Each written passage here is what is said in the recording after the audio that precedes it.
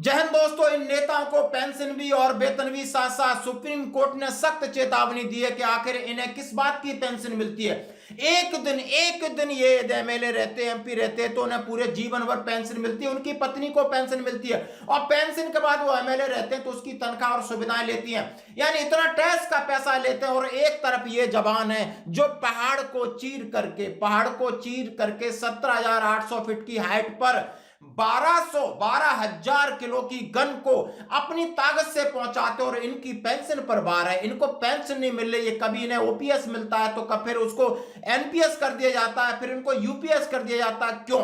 इसी बात को लेकर आपसे चर्चा करूंगा, आपकी राय जानूंगा युगचरण चैनल के जरिए। तो मैं हूं कैप्टन जेएस भदौरिया, बात करता हूं रिटायर्ड नेताओं को क्यों मिले पेंशन, सुप्रीम कोर्ट ने कहा। और कहां याचिका लगी कि नेता रिटायर्ड नहीं होते तो पेंशन क्यों, नेताओं की पेंशन बंद। हाई कोर्ट और सुप्रीम कोर्ट में लगी याचिकाएं। पेंशन और वेतन दोनों का लाभ साथ साथ क्यों, अन्य राज्यों की स्थिति क्या है, नेताओं के लिए विशेष सुविधाएं क्यों हैं। यानी याचिका की मांग के साथ जनता की राय जरूर मांगिए, तो इससे बात करूंगा। सबसे पहले आप एक वीडियो देखिए जिसमें एक पत्रकार है अमिताभ अग्नोत्री जी क्या कह रहे हैं कि इन नेताओं की पेंशन क्यों है। आप खादी पहनने लगे तो आपको जिंदगी भर पेंशन मिलेगी क्योंकि आप नेता है। क्या किया आपने देश के लिए, कौन सी कुर्बानी दी? बोले हम चिल्लू पार्क विधायक हैं, हम नगीना विधायक हैं। अरे क्या किया आपने देश के लिए, क्या किया बताइए, क्या योगदान है देश में आपका?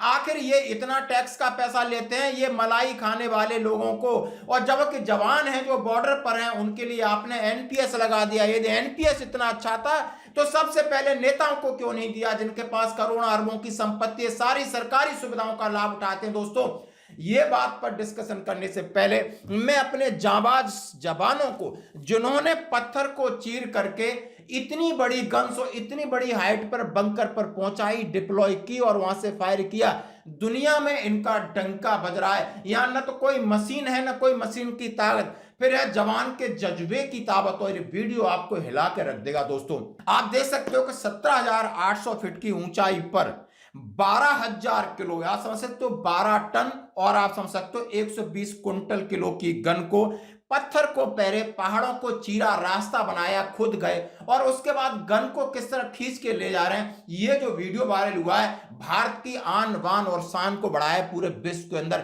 नहीं, आप देखिए आपके रोंगटे खड़े हो जाएंगे। और ये सीन आज से 4 दिन पहले का, लद्दाख में भारतीय सेना ने तैनात किया घातक हथियार। भारतीय सेना के जवानों ने यानी हमारी और देश की रक्षा के लिए किन परिस्थितियों में काम करते हैं इसका ये उदाहरण है। यानी आप देख सकते हो।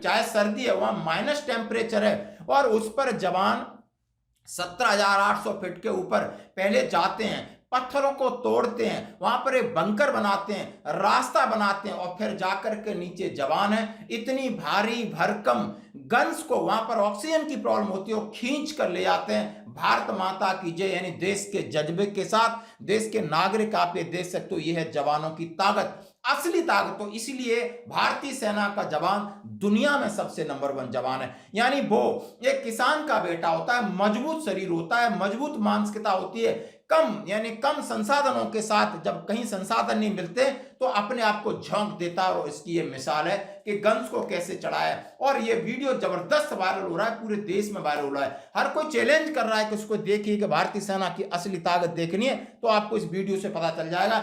ना ही कोई एयरलिफ्ट किया गया है, ना ही कोई टेक्नोलॉजी है, ना ही कोई मशीनरी है तो है सिर्फ उनका जज्बा है। और यही जज्बा भारतीय सेना के जवान को महान बनाता है, यही त्याग, यही बलिदान है जो उनके लिए। अब आइए दूसरी तरफ, दूसरा पहलू जो भारत का है, एक जवान और दूसरा है नेता।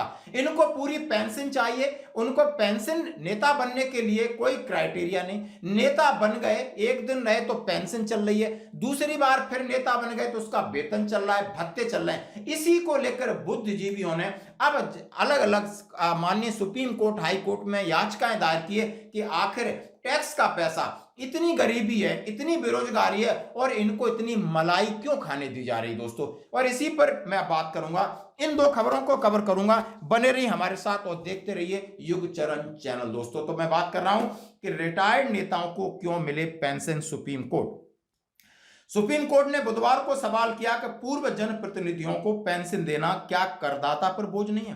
कोर्ट ने इस मामले में केंद्र सरकार, चुनाव आयोग और लोकसभा राज्यसभा के महासचिव को नोटिस जारी करके जवाब मांगा है। मामले की अगली सुनवाई अगले महीने होनी है। कोर्ट ने टिप्पणी उत्तर प्रदेश के एक एनजीओ हलोक प्रहरी की जन याचिका पर सुनवाई के दौरान की। याचिका में पूर्व सांसदों और विधायकों को आजीवन पेंशन भत्ता दिए जाने पर सवाल उठाया। आजीवन पेंशन का नियम नहीं, याचिका में कहा गया कि पूर्व सांसदों विधायकों को आजीवन पेंशन दी जाती रही, जबकि ऐसा कोई नियम नहीं है। याचिकाकर्ता ने सुप्रीम कोर्ट में कहा कि यदि वह एक दिन के लिए भी कोई सांसद बन जाता है तो वह न केवल आजीवन पेंशन का हकदार हो जाता बल्कि उसकी पत्नी को भी पेंशन मिलती है। आम लोगों पर बोझ है व्यवस्था। एनजीओ के सचिव तथा पूर्व आईएएस अधिकारी एसएन शुक्ला जी ने दलील दी कि सुप्रीम कोर्ट और हाई कोर्ट के वर्तमान जजों को भी साथी के लिए मुफ्त यात्रा का लाभ नहीं दिया जाता है, चाहे वह आधिकारिक यात्रा पर क्यों न जा रहे हो, लेकिन पूर्व सांसदों को यह सुविधा मिलती। उन्होंने कहा कि यह व्यवस्था आम लोगों पर बोझ है। नेता रिटायर्ड नहीं होते तो पेंशन क्यों? नेताओं की पेंशन बंद, हाई कोर्ट और सुप्रीम कोर्ट में लगी याचिका। राजस्थान हाई कोर्ट में पूर्व विधायकों की पेंशन मुद्दे पर सुनवाई हुई, जिसमें कहा गया कि संविधान में पेंशन का प्रावधान नहीं है। विधायकों को सेवानिवृत्ति के बिना पेंशन और वेतन दोनों मिलते हैं, जबकि आम कर्मचारी नई पेंशन स्कीम पर निर्भर है। याचिका पेंशन नियमों की अवैध घोषित करने की मांग की गई। उन्होंने कहा है कि नए कर्मचारी उनको बाजार के ऊपर निर्भर रहना पड़ेगा और इसलिए एनपीएस किसी को मंजूर नहीं है। जब एनपीएस 2004 में लागू हुई थी तो बहुत बड़े बड़े वादे किए गए थे कि आपको जो ओल्ड पेंशन सिस्टम है उससे ज्यादा लाभ मिलेगा, लेकिन चालाकी से नेताओं ने अपने आप को ओल्ड पेंशन सिस्टम के साथ रखा, यानी सैनिकों के साथ रखा, और बाकी जितने अर्धसैनिक बल हैं और 2004 के बाद जितने केंद्रीय कर्मचारी हैं जो भी हैं और राज्य सरकार कर्मचारी, उनको एनपीएस में डाल दिया। यानी उनका रिटायरमेंट के बाद उनकी जिंदगी का कोई भरोसा नहीं, उन्हें कोई फाइनेंशियल सिक्योर नहीं है कि उन्हें पेंशन मिले तो कितनी मिले, तो बाजार पर निर्भर रहना पड़ता होगा। और वही नेता अपनी पेंशन को ओल्ड पेंशन सिस्टम में रखा और पेंशन और वेतन और भत्ते सब ले रहे हैं। इसी के ऊपर फिर एक राजस्थान हाईकोर्ट में याचिका लगाई गई। नेताओं की पेंशन का मुद्दा एक बार फिर से तूल पकड़ने लगा। यह सवाल उठना लाजमी है, जब पेंशन किसी कर्मचारी को उसकी पूरी सेवा के बाद मिलती है तो नेताओं को पेंशन क्यों?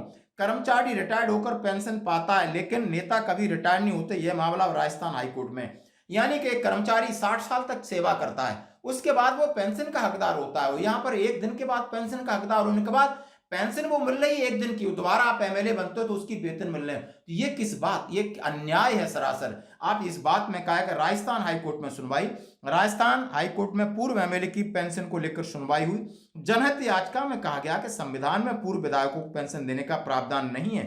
याचिकाकर्ता की ओर से अधिवक्ता विमल चौधरी और योगेश टेलर ने अदालत को बताया, आरटीआई के जरिए मिली जानकारी के अनुसार राजस्थान में 508 पूर्व विधायकों को हर साल करीब 26 करोड़ रुपए पेंशन के तौर पर दिए जाते हैं। वाह, 508 पूर्व विधायक है और भले और कहीं अपना बिजनेस कर रहे हैं और नेतागिरी कर रहे हैं, लेकिन उन्हें 26 करोड़ रुपए पेंशन के तौर पर हर साल दिए जाते हैं। पेंशन का संवैधानिक प्रावधान क्या है? राजस्थान विधानसभा अधिकारियों सदस्यों की प्रवृत्तियों में पेंशन अधिनियम 1956 और सदस्य पेंशन नियम 1977 के तहत पूर्व विधायकों को पेंशन का लाभ दिया जा रहा है, लेकिन संविधान के अनुच्छेद 195 और राज्य सूची की 38वीं एंट्री के पूर्व विधायकों को पेंशन देने का कोई प्रावधान नहीं है।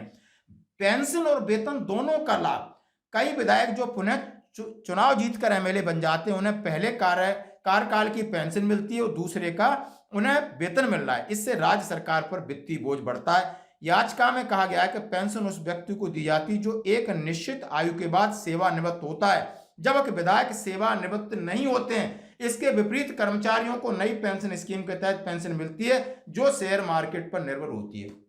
शायद आपको सुनकर दुख हो रहा होगा कि कोई आयु सीमा होगी या सर्विस लिमिट होगी तब तो पेंशन मिलेगी। ये नहीं कि आप पेंशन ले रहे हो और दोबारा फिर चुनाव लड़ रहे हैं, आप तो कभी रिटायर्ड ही नहीं होते। क्यों? ये देश सब आपके लिए ही है, आप ही पूरी मलाई खाओगे, बाकी जनता गरीब है, परेशान है, वो पड़ी रहेगी दोस्तों। तो इसीलिए मैं आपसे कहता हूं कि आप देखते रहिए युगचरण चैनल, हर प्रकार की खबर, सटीक खबर और आपके सारी चीजें, सारे एविडेंसों के साथ आपके सामने रख रहा हूं कि अन्य राज्यों की स्थिति, हर एक राज्य में इसी प्रकार की स्थिति है। नेताओं के लिए विशेष सुविधा, नेताओं को पेंशन के अलावा नौकर रखने के लिए भत्ते, गाड़ी, टेलीफोन खर्चे, HRA आदि सब कुछ फ्री मिलता है। कर्मचारियों को अपनी आवश्यकताओं के लिए जिंदगी से संघर्ष करना पड़ता है। याचिका में मांग की गई कि 1956 के अधिनियम के तहत इन्हें अवैध घोषित और रद्द किया जाए, पूर्व विधायकों के पेंशन की राशि की रिकवरी की जाए। यह भी किया गया कि पूर्व विधायकों की पेंशन आम जन पर भार है। जनता की राय, इस मुद्दे पर आपकी क्या राय? क्या आप नेताओं को पेंशन मिलनी चाहिए? क्या ये संविधान के दायरे में आते हैं? क्या सच्चे समाज सेवक हैं? तो जरूर आपको कमेंट करना होगा और उन सैनिकों के लिए भी कमेंट करना होगा कि जो कि अपनी जिंदगी को किस तरह दांव पे लगा करके हमारे देश के लिए, हमारे जनमानस के लिए अपना त्याग करते हैं। सैनिकों का त्याग बड़ा है या नेताओं का? ये आपने करना होगा कमेंट्स। धन्यवाद दोस्तों।